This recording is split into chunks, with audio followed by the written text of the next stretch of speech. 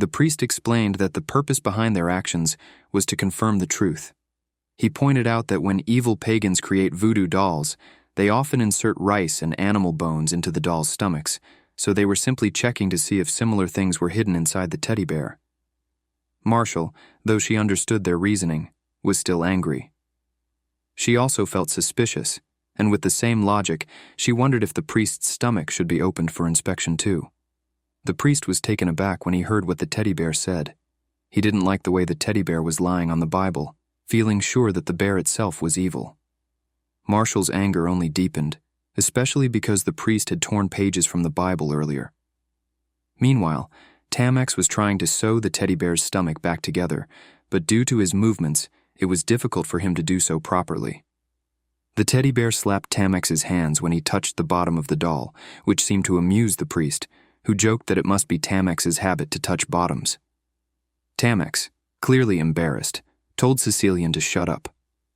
The teddy bear then brought up an earlier incident where Tamex had touched a woman's bottom, but Tamex angrily denied it, refusing to acknowledge it in front of Marshall. Marshall was shocked by the conversation. She began to doubt whether Tamex was telling the truth, but the priest continued to tease him, suggesting that his habits might have led to such a misunderstanding.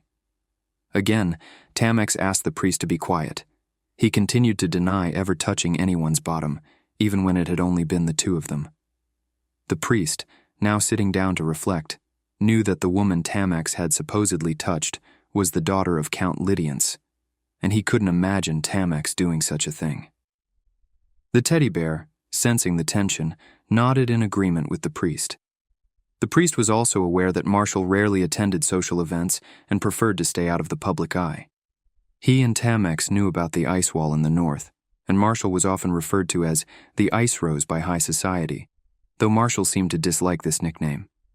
Tamex commented that Marshall seemed frightening, and the Ice Rose title was a bit ridiculous for her.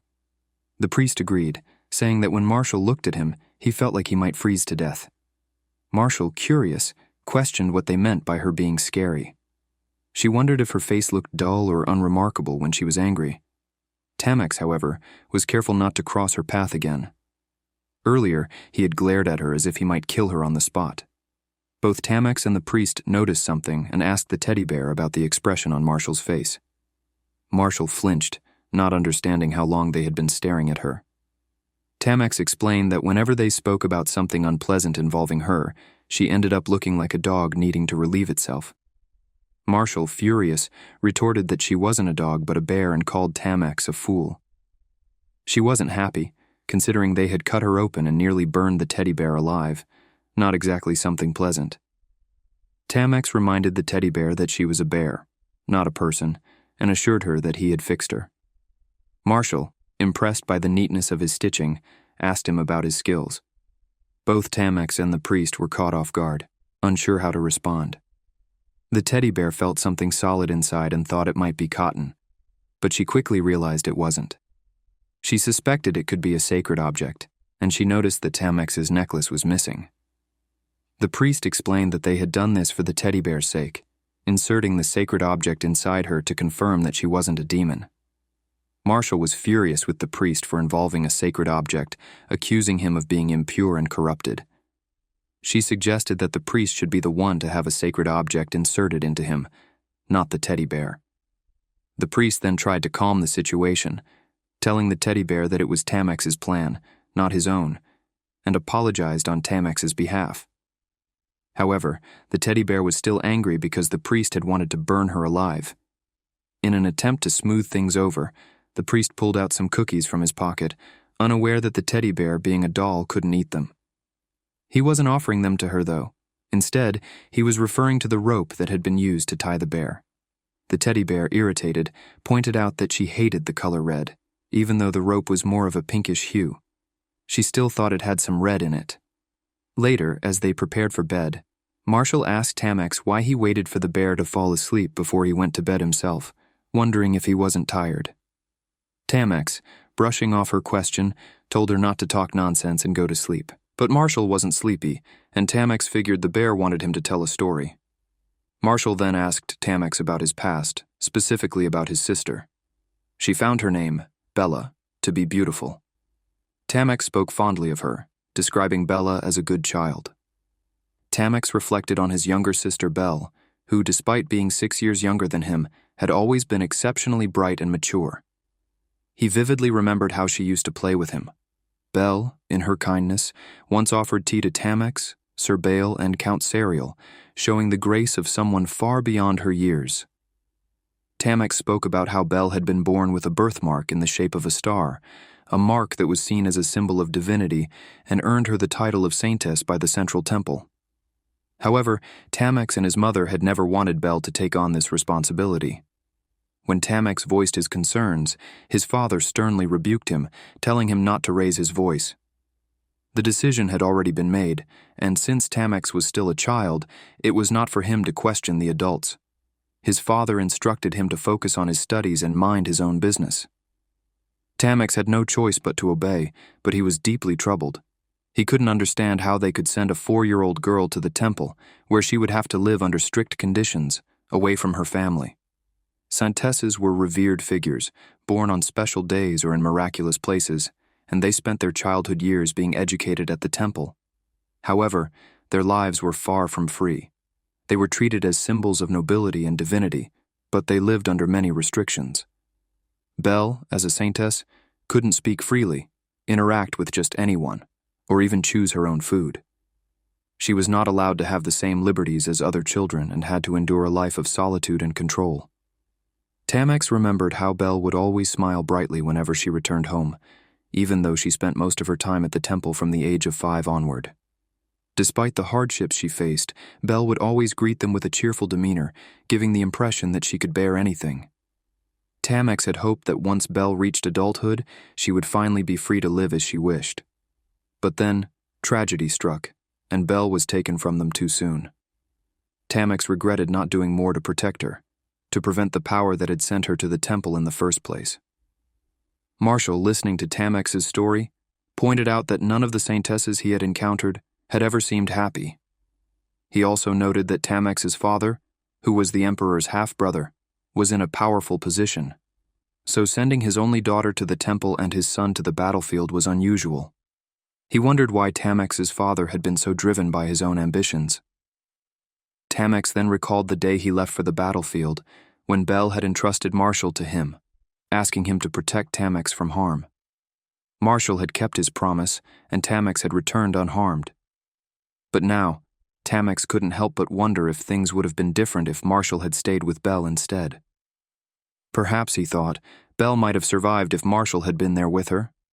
Marshall, frustrated by Tamex's self-blame, insisted that he was just a useless doll, unable to change anything. Tamex, however, felt a pang of guilt. He had been so focused on his mission that he hadn't been able to protect Belle.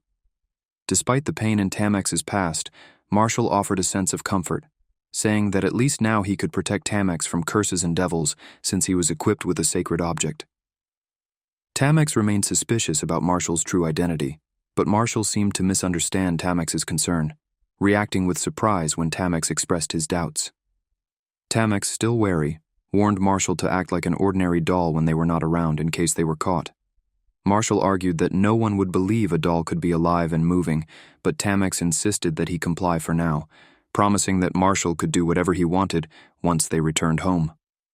When Marshall questioned if Tamex was serious about taking him with him, Tamex assured him that he would not leave him behind. Marshall, still confused, wondered what would happen if his body and the teddy bear were far apart. Would his soul still be able to possess the doll, or would it be absorbed back into his original body?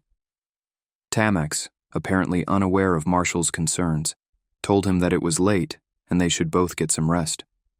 Marshall, still contemplating the situation, realized that he might soon be able to return to his original body. He hoped that things would work out, but he wasn't sure what the future held. Valerie and Unvain both looked concerned as they observed Marshall.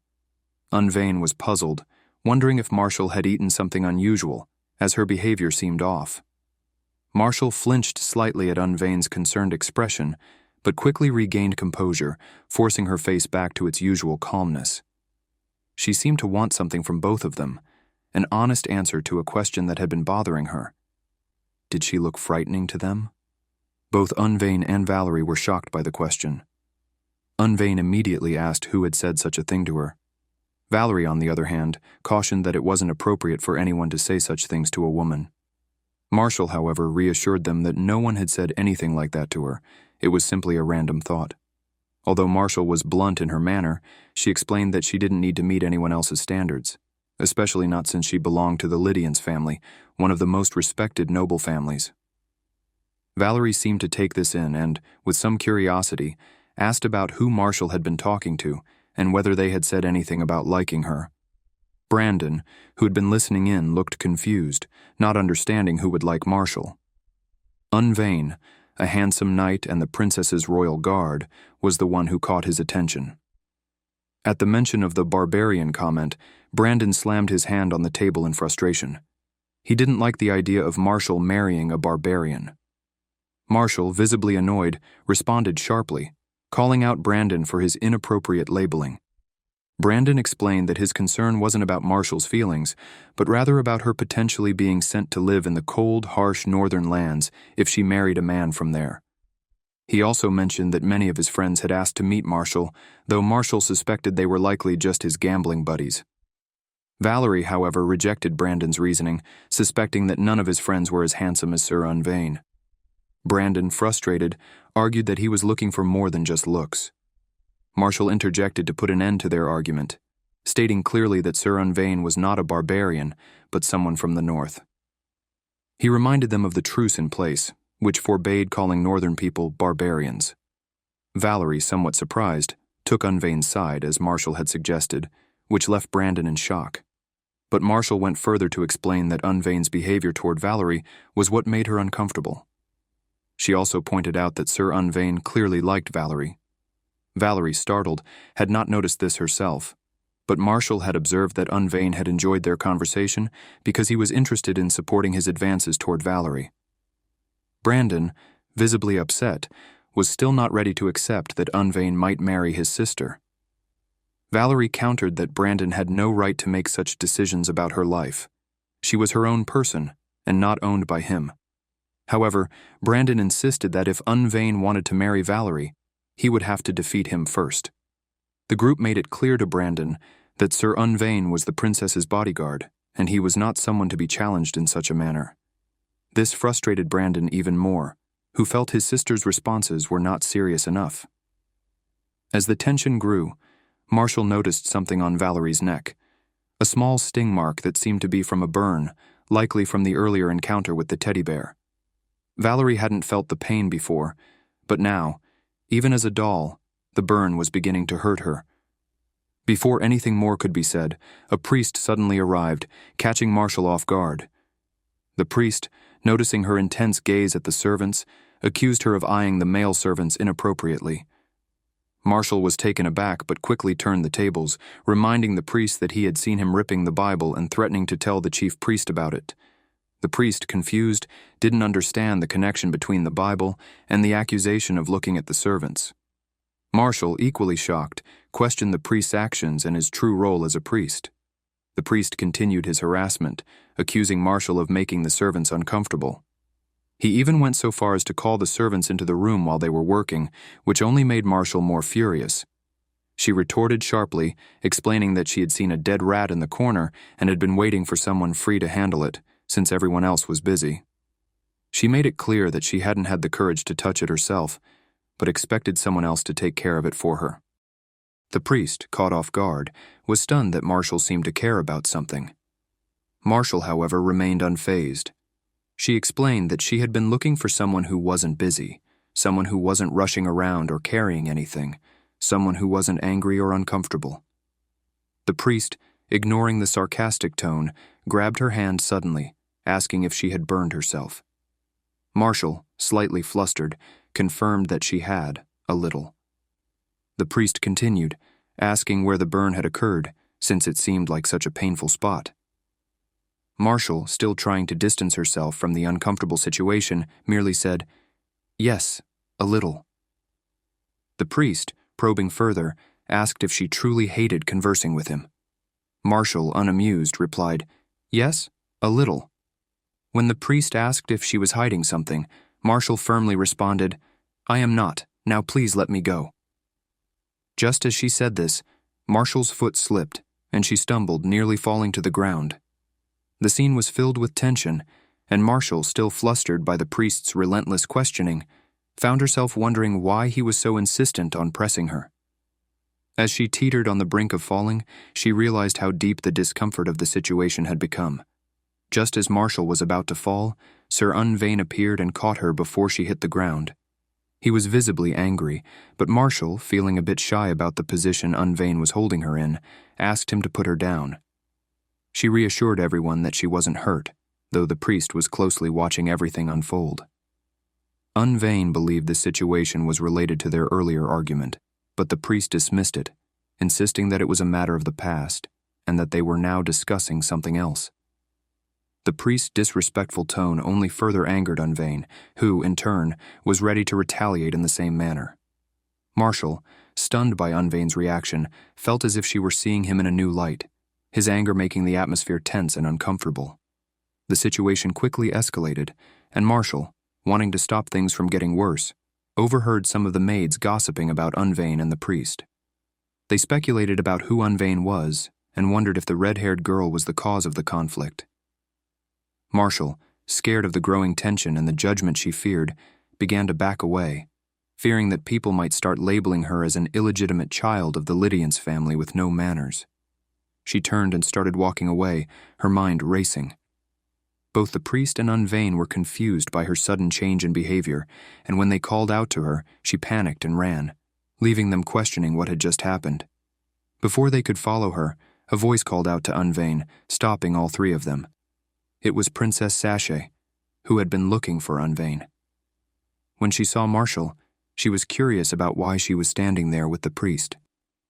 Sash introduced herself to the priest, but the priest noticed Sash's expression shift, becoming noticeably cold.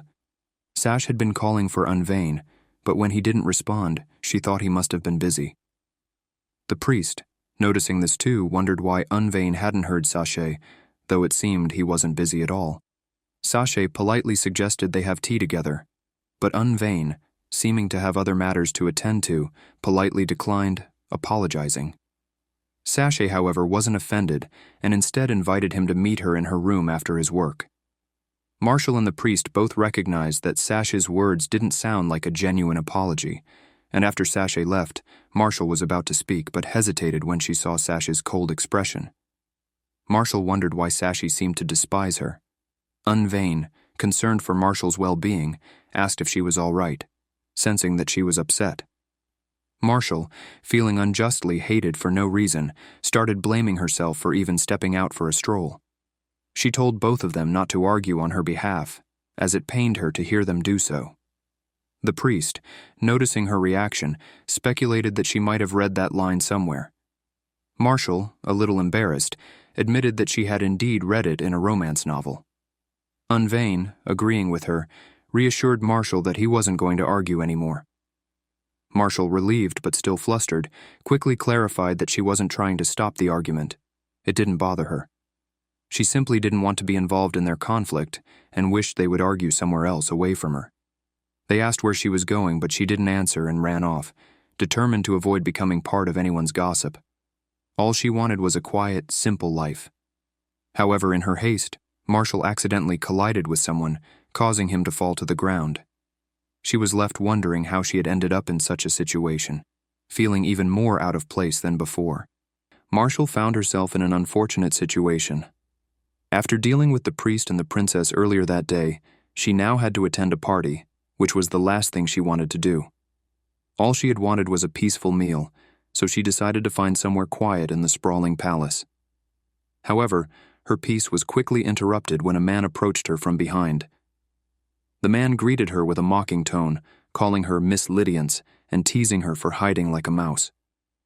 Marshall, trying to remain polite, responded with a formal, "Good evening, my lord," and asked what he was doing there. The man, however, continued to jest, commenting on how adorable she looked, but his tone quickly turned disapproving as he expressed disappointment in her expression. He reminded her that they had almost become family and questioned her attitude toward him. Marshall, irritated by his intrusive remarks, thought that he should mind his own business, but the man continued. He went on to say that while he didn't particularly care for her sister's personality, he found Marshall's red hair more to his liking, even suggesting that the color suited her arrogant face better than blonde would. Marshall, enraged by his rude comments, noted how shameless he was, especially considering he was married and had fabricated a fake marriage scheme. She decided to end the conversation, stating that her sister, Lady Valerie, was waiting for her. The man, however, had other plans. He insulted Valerie, calling her unworthy of being called a lady, and asked if Marshall truly hated conversing with him. Marshall, keeping her composure, replied with all due respect that they weren't close enough to even have a conversation. The man then pressed further, asking what else they were not allowed to do, but Marshall's patience was wearing thin. Turning to leave, Marshall was caught off guard when the man grabbed her by the shoulder. She winced in pain, demanding that he let her go, but he mocked her in return, calling her an illegitimate child and implying that she was only treated like a noble because her family pampered her. Marshall was terrified. She wanted desperately to escape but felt paralyzed by fear as the man continued to berate her, asking if she knew what people said about her red hair. Unknown to her, Tamex was hidden behind some trees, overhearing the conversation. The man taunted Marshall further, trying to intimidate her into submission.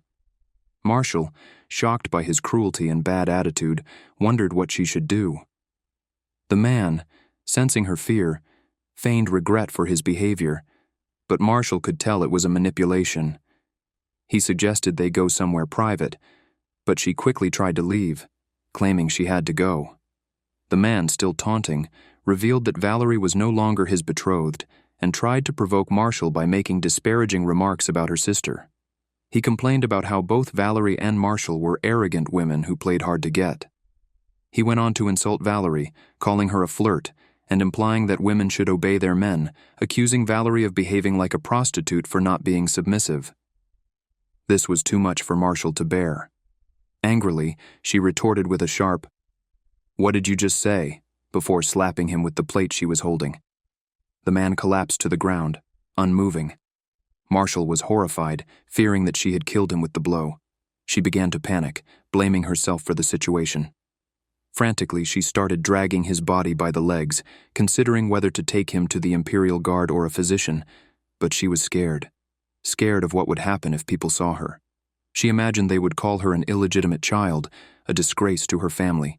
She feared that her sister Valerie would never marry anyone, and that she herself had become a criminal, worse than Brandon. Overcome with emotion, Marshall started crying, feeling utterly trapped and guilty. Just then, Tamex appeared, asking what she was doing. Marshall, still crying uncontrollably, sobbed that she had killed him. Tamex, with a calm demeanor, reassured her, saying that the man was not dead. Marshall, still in shock, noticed that the man was indeed alive and breathing. Relief flooded her, but it didn't stop the tears from flowing. She cried even harder, feeling overwhelmed by everything that had happened. Tamex, ever composed, handed her a handkerchief to help her dry her tears. Marshall, still sobbing, realized that it was Duke Tamex who had come to her aid. He sat down beside her, making sure she was all right and staying with her until her tears subsided. Marshall was still crying uncontrollably, overwhelmed by fear and guilt. Tamex remained by her side, waiting patiently for her to calm down. After a while, he stood up, looking around the area, and then extended his hand toward Marshall. At first, Marshall didn't understand his gesture, and still in a daze, handed him her handkerchief. Tamex looked at the handkerchief with confusion before discarding it, then moved his hand back toward her again. It finally dawned on Marshall that Tamex wasn't asking for the handkerchief, he was simply offering to help her stand up. She hesitated for a moment, but eventually accepted his assistance and managed to get to her feet. Tamex assured her that the man she had hit would be fine. He explained that the man had been struck on the jaw with a plate, which had caused him to pass out, but he wasn't dead. Marshall had dragged the man a fair distance away from the scene, which could have worsened his injuries, but Tamex was confident the man would recover. Marshall, though still frightened, felt some relief, but her hiccups continued as she tried to regain her composure. Tamex noticed that she was still shaken and crying, but he turned away to take the unconscious man to a physician. Later that night, Marshall was summoned to meet with her father and the Majesty, as her actions had drawn the attention of the man's family.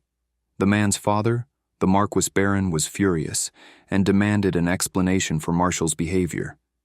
The Majesty, understanding that there must have been a reason for the incident, tried to calm the situation by asking Marshall to explain why she had hit the man. Marshall remained silent, too afraid to speak, even as her father urged her to find the courage to tell them what had happened. Her silence only made the situation worse. The man's father grew even angrier, questioning whether Marshall had received a proper education and even insinuating that she might not be the legitimate daughter of the Lydians family. Marshall's mother, standing firm, defended her daughter, asserting that Marshall was indeed their daughter, just as Valerie was. She also pointed out that Valerie had her own reasons for acting the way she did, just as Marshall had her own valid reasons for what she did. However, the man's parents weren't willing to listen to any explanation. At that moment, a maid entered to inform them that Duke Ludvillian had arrived and wished to speak with the Majesty. Marshall flinched at the mention of his name. The Majesty, busy with the current matter, initially told the maid to have the Duke return later. But when the maid reminded him that the Duke was there to speak on the very issue they were discussing, the Majesty allowed Tamex to come in. The situation was tense, with Marshall remaining silent, so they were hoping that Tamex might provide some clarity. Marshall had no idea what Tamex would say. She hadn't expected him to be involved in this matter any further. When Tamex entered the room, he bowed respectfully to the Majesty and the others. Then, in a surprising turn, he admitted that it was he who had struck the man, not Marshall. This revelation shocked everyone, especially Marshall, who had no idea why Tamex would take the blame for something she had done. Tamex's declaration left everyone speechless, and the Majesty, who had been trying to resolve the issue calmly, now had to process this new development. Marshall felt a mix of confusion and relief, unsure of what Tamex's true intentions were in taking responsibility for the incident. The room fell into complete silence after Tamex's unexpected admission. Marshall's parents were visibly shaken, and she could sense the tension rising. She expected a barrage of questions, but she was uncertain how everything had spiraled out of control. The moment Tamex had taken responsibility for the incident, everyone in the room was shocked, including Marshall. The Majesty, trying to process the sudden turn of events, asked everyone to leave so that he could speak privately with Tamex. As Marshall stepped out of the room, she was left wondering why Tamex had taken the blame. Although he had no intention of getting involved, he had still stepped in to protect her. Marshall thought he might seek some form of revenge for the earlier incident at the party, but instead, he had shielded her from further consequences. Why had he done that? Marshall's mother reassured her, telling her not to worry because the matter was almost over and there was no need to fear anything further. Finally, Marshall stepped outside, and it seemed the conversation between Tamex and the Majesty had taken longer than she expected. As Marshall walked out, Tamex apologized for making everyone wait. The man's father, realizing that his son had been the one in the wrong, apologized to Tamex as well. Tamex, understanding the father's natural reaction, accepted the apology. He explained that he had seen the man provoke Marshall in the garden while she was eating. The man had grabbed her arm and threatened her, which had caused Tamex to lose his temper. He admitted that he had acted impulsively, but only because he saw Marshall in distress. The father, still somewhat defensive, suggested that Marshall might have said something that provoked his son. Tamex firmly disagreed, asserting that the man had been threatening Marshall, which had enraged him. The father seemed to understand, and Tamex made sure that the man's injuries were properly treated and that he would be compensated for the incident. Marshall was stunned by how smoothly Tamex handled the situation with his calm and measured words. Tamex then assured everyone that the matter was settled and that there would be no more discussion of it. He warned that anyone who dared to bring it up again would face punishment from the Majesty. Marshall couldn't help but admire Tamex for the way he had managed everything, from his words to his actions. His decisiveness had brought an end to the tension. As the situation was resolved, Tamex asked to speak with Marshall privately. She, too, had been waiting to talk to him. While her parents seemed concerned about her, Marshall assured them that they didn't need to worry. She entered the room with Tamex, her mind racing with questions about why he had done what he did. Once they were alone, Marshall asked Tamex why he had taken the blame for the incident. Tamex, in response, explained that he no longer felt indebted to her. Marshall was confused by his words, thinking that perhaps he was referring to the incident from earlier when she had believed he had touched her inappropriately. But Tamex, unaware of the connection Marshall was making, clarified that his actions had nothing to do with regret. He admitted that, although he hadn't wanted to get involved in the situation, he couldn't stand seeing Marshall in trouble. He regretted not stopping the man sooner, as he could have prevented the entire incident. Tamex questioned whether it was truly necessary for him to take the blame, as they barely knew each other. He wanted Marshall to understand that it wasn't about regrets or guilt. He didn't want her to feel troubled by his actions, and he emphasized that she should avoid showing her face to him in the future, as it caused him discomfort. Marshall was left confused by his words. She didn't understand why her face would trouble him so much. As she gazed at her reflection in the window, she felt uncertain and unclear about the true meaning of his words. Marshall lay in her bed, ready to sleep, but her thoughts were still on her sister Valerie. Valerie had heard what had happened to Marshall, and despite knowing Marshall was fine, she regretted not doing more than just scolding the man who had provoked her sister. Valerie felt responsible, thinking that if it hadn't been for Duke Tamex, Marshall could have ended up punished unfairly. Marshall reflected on this as well. She couldn't help but wonder why Tamex, who hadn't been interested in the party, had been there to help her. She still didn't understand why he had said he didn't like her face, and this troubled her. Eventually, Marshall fell asleep, but she awoke suddenly, finding herself in an unfamiliar bed. To her surprise, she wasn't in her usual position with the teddy bear as before.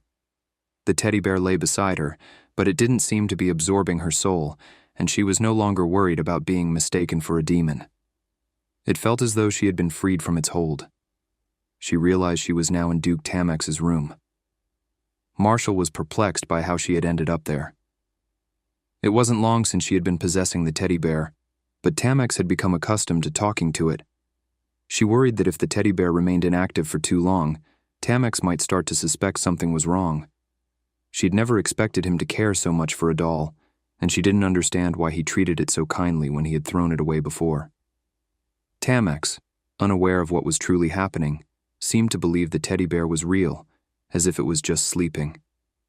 He closed the book he was reading and got out of bed.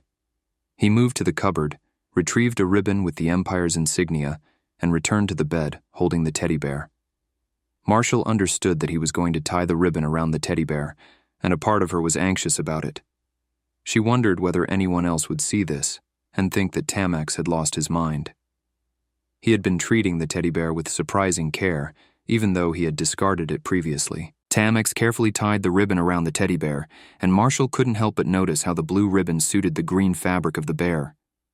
She had never realized how much Tamex seemed to care about the teddy bear. But then she remembered, it wasn't really the bear he cared for. It was her, or rather, her soul inside the bear. She had been the one conversing with him, not the doll itself. Marshall also remembered that Tamex had recognized the pain the teddy bear had endured when it had been burned on its back. Tamex, in his own way, cared for the bear, which surprised Marshall. Without thinking too much, she moved back into the teddy bear's body. She knew that if the bear remained still for too long, Tamex would start to wonder. As soon as she inhabited the bear again, she awoke, and in a moment of clumsiness, she hit Tamex in the chin with her nose. Tamex, startled, became angry at the teddy bear. Marshall, however, was happy to see the blue ribbon, which now perfectly complemented the green fabric of her teddy bear. Tamex felt the sting from where Marshall had hit him on the chin. He admired the teddy bear's boldness, but in truth it was he who had made the bear look more appealing by adding the ribbon. Marshall, noticing that Tamex seemed off, asked him what was wrong. Tamex appeared troubled, as though something had been bothering him for a while. He confessed that he had done something he regretted, although it wasn't necessarily a bad action in the first place. However, the guilt weighed on him. Earlier that day, during the party, Tamex had spoken with Unvain. He had asked if Unvain suspected anything, but Unvain had brushed it off as mere speculation. Tamex, however, was more cautious and urged him to be vigilant. Tamex then mentioned the state of his soldiers.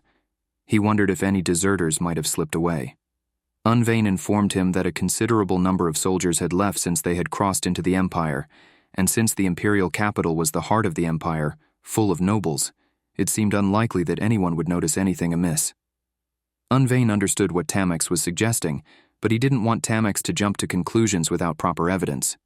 Tamex insisted on tightening the security of the palace the following morning. As Tamex was lost in thought, he heard a commotion. There had been a fight, and he recognized Marshall from earlier, calling the man a bastard as she dragged his unconscious body through the halls. Tamex rushed toward her, seeing that she was crying. He noted that Marshall didn't seem like the kind of person who would react so dramatically, even if someone were dying in front of her. Her behavior, crying and acting like a child, surprised him, and he regretted not being there earlier to prevent it. He thought that if he had been present, Marshall wouldn't have had to cry at all. Marshall, in turn, was shocked by Tamex's thoughts. He, who had always seemed cold and calculating, actually cared about her well-being. She spoke more loudly than she intended, and Tamex wondered what the bear had just said. He didn't remember the bear crying, but he did recall that it wasn't actually the bear that had cried. It had been Marshall herself. Tamex thought back to their parting earlier. Marshall had seemed fine then, but his thoughts were still clouded with uncertainty. He wondered if she was really okay, even though she had appeared unaffected at the time. Marshall's troubled thoughts confused her, and she began to question if Tamex was truly feeling guilty for his actions. She didn't know if she should feel sorry for him. In an attempt to ease the situation, Marshall suggested that Tamex give her a gift to show that he cared and to ask how she was feeling. But Tamex didn't want to do that. The bear, however, urged him to do so, saying it would help. Marshall and Tamex had never really communicated well, and giving her a gift might only lead to more misunderstandings. The bear proposed that Tamex think of it as a way to cheer Marshall up. He suggested giving her the teddy bear itself. Marshall would likely thank him for the gift, and it would help clear up any confusion. Tamex hesitated, unsure if Marshall would even accept such a gift. She might misunderstand and think he was trying to start another fight, especially if the gift was something as odd as a doll with golden fur and blue eyes. For a moment, Marshall considered the situation. She would have probably rejected such a gift from someone else, but in this case, she thought it might be different. She had no reason to reject the doll from Tamex, as he was trying to make amends. Tamex, holding the doll, wondered why he had so much inner turmoil. Marshall didn't understand why he seemed to be holding a grudge. The earlier events, when Tamex had threatened her with the doll or caused harm, came flooding back. She remembered the times when she had been close to death, when the doll was set on fire or an object had been inserted into it. But she had never truly been able to hold a grudge against him for those actions. As she sat there, Tamex, still holding the teddy bear, picked it up and hugged it to him, feeling the weight of all that had happened. Marshall's emotions were mixed. She had almost died countless times inside the doll, yet she couldn't bring herself to be angry at Tamex. The events that had unfolded between them were complicated, and despite everything, she found herself looking at him with a strange mixture of gratitude and confusion. She wondered what he was doing at that moment. She had expressed her desire for a hug, and Tamex was fulfilling it. As the cat chased the teddy bear, Tamex stroked her back. He wondered if the teddy bear might be upset and apologized in advance. She was surprised by his apology, questioning if it was truly what she wanted. He had had enough and wouldn't tolerate an annoying, self-moving doll. Tamex asserted that no one would accept it. She became angry, questioning the issue with it. She emphasized the teddy bear's importance to Tamex, highlighting its boldness in slapping Tamex, calling his name recklessly, and daring to be his friend. Tamex appreciated these actions as no one else would do such things for him. Tamex's excessive pressure made her feel overwhelmed, as if she were about to tear apart. Tamex wished for the bear to be by his side always. She was shocked by his words, questioning if they were truly what a man would say to a woman. His expression remained normal, but his ears turned red. Tamex struggled with expressing his emotions. The priest entered Tamex's room without knocking, noticing Tamex holding the bear. He wondered about Tamex's actions with the bear. Marshall remembered another person who seemed to be Tamex's friend. The priest was startled. Tamex questioned the priest's late-night visit. The priest was surprised to see the teddy bear still awake, wondering why it wasn't asleep. Marshall became angry, considering it none of the priest's business. He wondered if the bear was hiding something, but the bear insisted it wasn't. The priest had seen the bear's wounds and what remained. He believed the teddy bear was still hiding something. He took out a book from his jacket, claiming that Tamex was deceived. The priest had worked hard to translate something and found it in the book. He explained that every living human body is inhabited by a soul, a trishul, or a mind. This mind is formless and precious, containing the essence of a person. Although it leaves the body after death, sometimes it can leave while the person is still alive due to various reasons. With extreme mental discipline, it's possible to control this.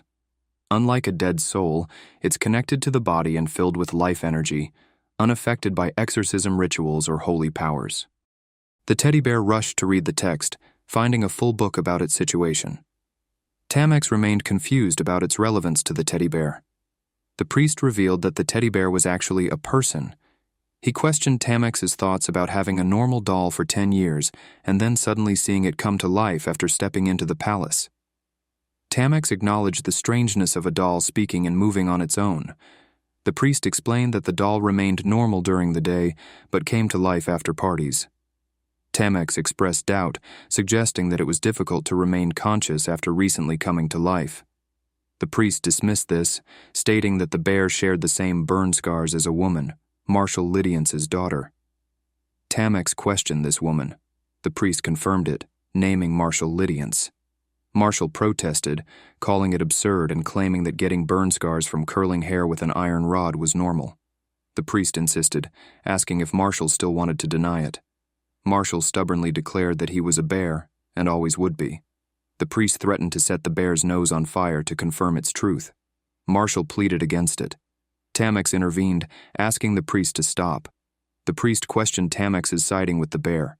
Tamex assured him that he wouldn't hurt the bear, acknowledging past mistakes of blindly listening to Sicilians and setting the bear on fire. He promised not to repeat this mistake. The priest protested, but Tamex stated his belief in the bear, albeit with reservations due to the lack of clear evidence. He warned the bear that he wouldn't tolerate deception, as he wasn't a forgiving person.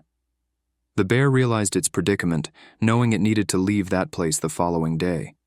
Valerie was worried about Marshall and was determined to get home as soon as possible, though Marshall didn't want her to worry about her unnecessary absence. Just as Marshall was about to leave, she saw Brandon standing there. He had also heard about the situation and, without saying much, remained silent. Valerie understood why he was quiet, but she knew it wasn't ideal to leave a party they had been invited to. After some consideration, she took leave from her father and set off for home. Valerie thought that her family would assume something had happened to her, and that might be why she left the party early. They probably wouldn't care about her absence. Brandon tried to stop her, but Marshall didn't hesitate. She walked toward the chariot that was waiting outside the mansion. Those 5 days, Marshall thought, would stay with her forever. Before Marshall could leave, Valerie arrived. She wanted to accompany Marshall on her way home, feeling tired of the party, which she hadn't enjoyed much. Valerie was eager to return home and enjoy some pumpkin pie, but Marshall knew she had come because of her. Marshall apologized to Valerie for causing her to leave the party. Valerie was puzzled, wondering why Marshall was apologizing unless it was because she had wanted them to make greasy food.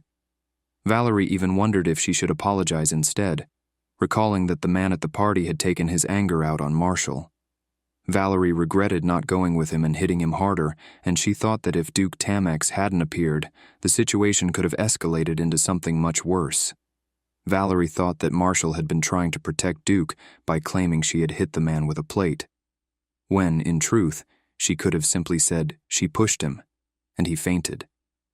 Even though Marshall was well-read and had a vivid imagination, she hadn't come up with a better way to explain things. Marshall, however, wasn't able to tell Valerie the whole truth, that it had all been real. Valerie wondered about Duke Tamex's appearance, as he usually avoided people and had a cold personality. Despite that, he had helped her when she needed it, which made Valerie think he might not be as bad as people believed. He had even apologized for something he didn't do. Marshall had disagreed with people's opinions about him, saying he wasn't as cold as others made him out to be. Their first meeting hadn't gone well, and Valerie had been afraid of him because of his icy demeanor.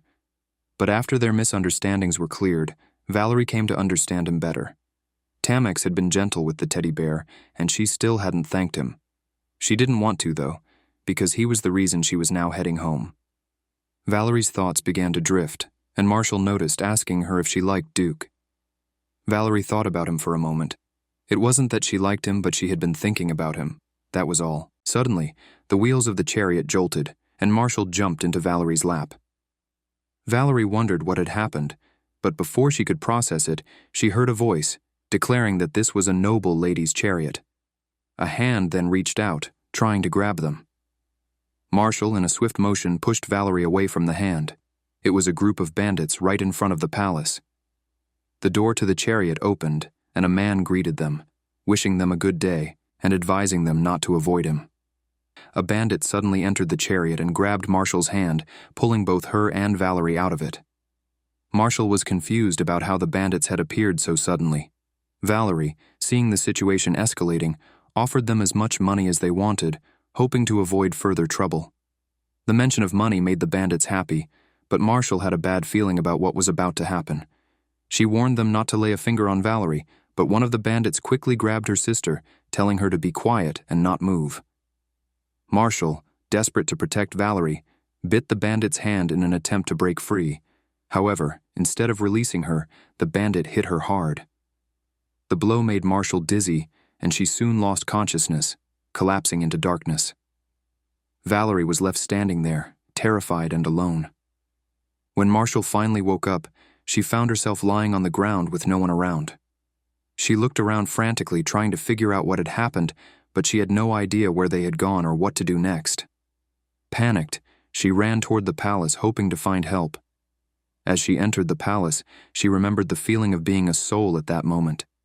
Helpless and powerless, she realized she couldn't stop anyone or do anything to help herself. She thought of Brandon and considered possessing him to get his help, but quickly dismissed the idea.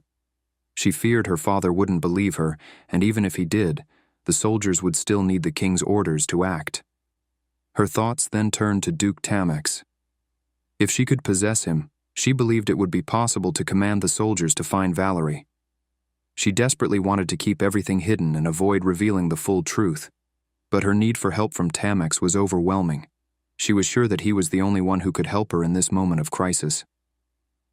Tamex was sleeping beside the teddy bear, and Marshall decided to enter the bear's body in an attempt to wake him. However, to her shock, it wasn't Tamex she found inside the room, but the priest. He grabbed her by the neck and pushed her to the ground. Marshall was stunned, realizing the priest had been right about the teddy bear all along. In a panic, she begged him to let go and allow her to find Tamex, but the priest only tightened his grip, tying her up. Marshall was horrified by the turn of events, as she had not expected the priest to be the one to stop her. Marshall was shocked to see Duke Tamex sitting there as the priest threw the teddy bear toward him. She felt something pour over her head. It was oil, but Marshall had no idea why the priest had done this to her. Tamex, however, seemed focused on getting an explanation from the teddy bear. Marshall became terrified, wondering if he was going to set her on fire. In a panic, she apologized and begged for forgiveness. The priest, convinced that the teddy bear was a spy, accused Marshall of planning to kill Tamex. He claimed that she had brought a wicked object to his room and pointed to the secret room in the ceiling. The priest was furious and demanded to know why the teddy bear was apologizing to Tamex. The teddy bear, with a sense of urgency, told Tamex to help his sister. This left Tamex confused, as he didn't know who the teddy bear's sister was. The teddy bear explained that it was the daughter of the Lydians family, and that when they were on their way home, bandits had captured Marshall's sister and taken her away. The priest didn't believe it. He argued that in the capital, it was hard for bandits to be around. Marshall, overwhelmed with emotion, began crying again, pleading that it was the truth. Tamex, looking at her with concern, asked her how she knew the attackers were bandits. The teddy bear explained that they had been ambushed while Marshall and Valerie were heading home along a mountain path. Tamex wondered aloud where their guards were, but the teddy bear explained that they hadn't had any, as their home was not far from the palace. Tamex became angry, unable to understand how two noblewomen had left the palace without a guard. Marshall shivered, feeling the weight of his anger, and blamed herself for the entire situation. She realized her carelessness had brought this trouble upon her. Tamex also wondered about the chariot. They had used the palace's chariot. He recalled how, on the last day, bandits had attacked someone suddenly. It seemed clear to him now that the attackers hadn't been bandits at all. He understood the situation and began to piece everything together. The priest, however, was skeptical and questioned Tamex about how he could believe that the teddy bear was Marshall and that she had somehow possessed it. He also demanded an explanation about the secret room in the ceiling. Tamex, though, remained firm in his belief, stating that the truth was often more elusive than lies, and he trusted Marshall's words. He then put the teddy bear into a bag and wondered to himself whether any of this was true. If it was, an innocent lady's life was in danger. Marshall, noticing the situation becoming more serious, observed that the bandits might still be out there, and the teddy bear agreed, saying there could be more than 10 of them. Ramon, who had arrived, ensured everyone was ready. He asked Tamex if he was sure about the situation. Tamex confirmed that he knew both ladies had left the mansion, but told Ramon that sometimes it was best not to know too much and to stay silent. Tamex then mounted his horse, ready to leave the mansion. As he rode out, Marshall was stunned to see a large number of people gathered around, preparing for a strategic meeting. Tamex, noticing her shock, asked why she had come to him instead of her father, who was still in the palace. He pointed out that he could easily gather his people, but a father would do anything to save his daughter, and he could have refused to help her. He wanted to understand why she had turned to him instead of her own father. Marshall had no answer for him, realizing that the situation could have turned out very differently. She had believed that Tamex would help her, but now she wasn't sure. Tamex, deep in thought, began riding his horse, and Marshall felt dizzy from the emotional toll of the conversation. Still, she found some comfort in the fact that Tamex seemed ready to believe her. As Tamex and his comrades were leaving, Sir Unvian appeared in their path, questioning where they were rushing off to.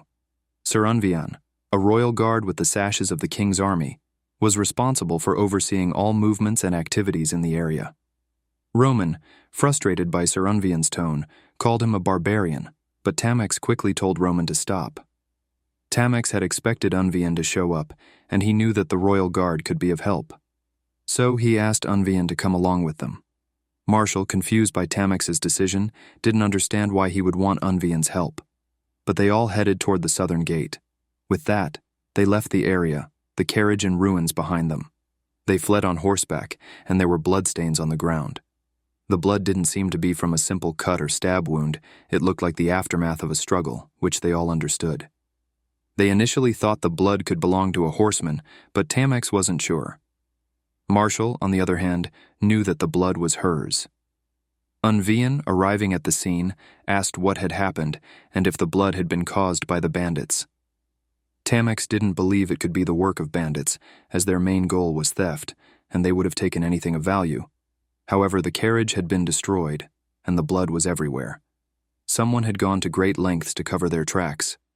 Ramon, noticing the signs, explained that the tactic of covering tracks was something used by barbarians, a strategy common in campsites. Tamex turned to Unvian, wondering what he thought about the situation. Unvian responded that he couldn't make any judgments based purely on what he saw. He noted that removing traces wasn't a skill unique to northern soldiers. Unvian wasn't ready to accept that it was the work of barbarians, but Tamex, angered by the fact that 2 noble daughters had been kidnapped, raised his voice, unable to control his frustration.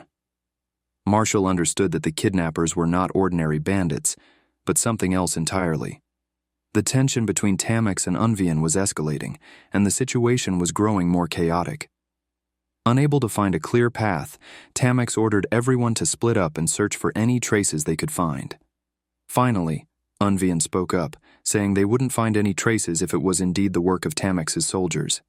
He explained that they would most likely choose a safer, well-trodden path, which would minimize their risk. This, however, did not help them locate the 2 missing women. Tamex, still determined, insisted that someone must have seen them. Unvian, in his calm manner, explained that preventing a witness from speaking was much easier than avoiding the eyes of pursuers. He added that these soldiers, if they were indeed Tamexes, were battle-hardened and wouldn't hesitate to cause trouble if needed. However, he cautioned that this theory would only hold if they were his soldiers. Tamex, unfazed, made it clear that even if they were his soldiers, they would be punished by imperial law unless proven innocent. He would take full responsibility for the situation. Marshall, feeling the weight of the situation, blamed herself again for dragging Tamex into this mess. Tamex, acknowledging her guilt, turned to Unvian and told him that Count Lydiance's daughters had been kidnapped. Unvian was shocked by the news.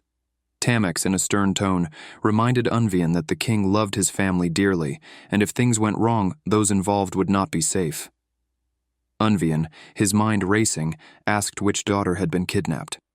Tamex, showing his growing impatience, punched him away, saying it didn't matter which daughter was taken. Both were missing. Unvian stood there, overwhelmed by confusion and fear, struggling to comprehend the gravity of the situation. As they ventured deeper into the jungle, the path began to fragment, splitting into multiple directions. Marshall, peeking out, noticed something shining in the grass. Just as Tamex was about to divide the group into two, Marshall urged him to look at something. Tamex dismounted and picked up the shining object, which turned out to be an earring. Marshall immediately recognized it as Valerie's. She was certain the earring had belonged to Valerie, and they speculated that perhaps it was a clue left behind by the kidnapped woman. However, Unvian, ever cautious, expressed doubts about the significance of the find. Tamex, on the other hand, was convinced it belonged to Valerie and ordered the group to follow him. He handed the earring to Marshall, who explained that it had been a gift from the Countess on Valerie's birthday. The earrings had been passed down and specially repaired for Valerie. Marshall recalled how Valerie believed that whenever she wore them, something good would happen. But now, seeing the state her sister was in, Marshall couldn't help but blame herself for bringing Valerie into such a situation. They continued pushing deeper into the jungle, unsure if they were on the right path. They reached a point where the trail seemed to fade, and it was unclear whether they should continue. The path was rough and not suited for horses. Unvian observed the grass and noted that it appeared to have been trampled, as if multiple people had passed through. Dismounting, he examined the area more closely. If the tracks had been made by animals, there would have been paw prints, but there were none. It became clear to them that bandits were hiding in the mountains, and they had to proceed on foot. Leaving their horses behind, they continued on, walking barefoot. Tamex, unable to bring Marshall with him, instructed her to stay inside the bag. He placed her back inside, assuring her that he would take care of everything, just as she had trusted him before. Marshall felt helpless, knowing she had to rely on him once again. She had only ever wanted to live a quiet, peaceful life without causing trouble. Yet now she found herself in this dangerous situation. She couldn't even cry as the bear, feeling trapped in her own helplessness. Then something unexpected happened. Someone touched her from behind, and before she knew it, she was suddenly outside of the teddy bear. She was shocked and confused, not understanding how she had emerged. As she tried to regain her bearings, she noticed that the teddy bear was burning. Quickly gathering her courage, she set her mind to finding her sister. She would not allow the bandits to get away with anything if Valerie was in danger. Soon, she found Valerie, who was arguing with the bandits. Valerie was struggling, trying to fight back against them, insisting that they should call for a doctor. The bandits, however, dismissed her, mocking her requests. They called them descendants of invaders, showing no concern for Valerie's condition. Valerie, determined not to be silenced, continued to insist on medical help, but the bandits grew more aggressive. They reached through the bars of the cage, trying to grab Valerie to shut her up. At that moment, Marshall returned to her body, determined to protect her sister. She grabbed one of the bandits' hands and bit down hard on it, refusing to let go. She stood firm, vowing not to let the bandits hurt Valerie no matter what.